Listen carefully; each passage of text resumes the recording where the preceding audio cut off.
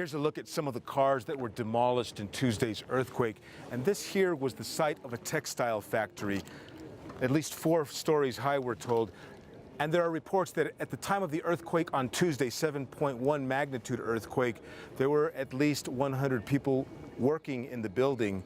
They were textile workers. It was a textile factory where a number of different companies would operate and distribute their products throughout Mexico and to the rest of the world. Now, I'd like to walk this way a little bit forward and show you what's taking place here in the area.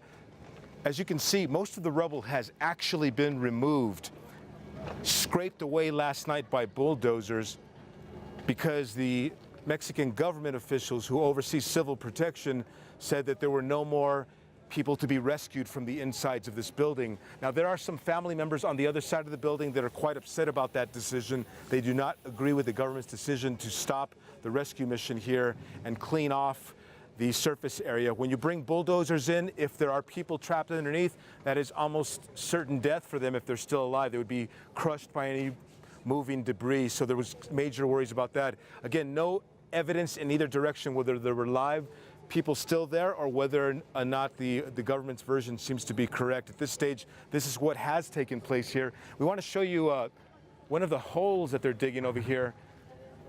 They're looking at some of the gas supplies and some of the water supplies that were here at this building.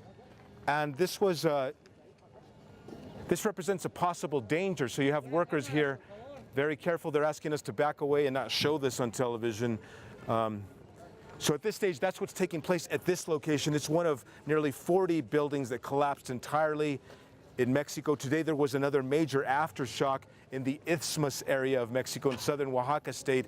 And we're told in the area of Juchitán, where CGTN reported from on September 8th, the day after the earthquake there, we're told there's major damage to structures that were already weakened.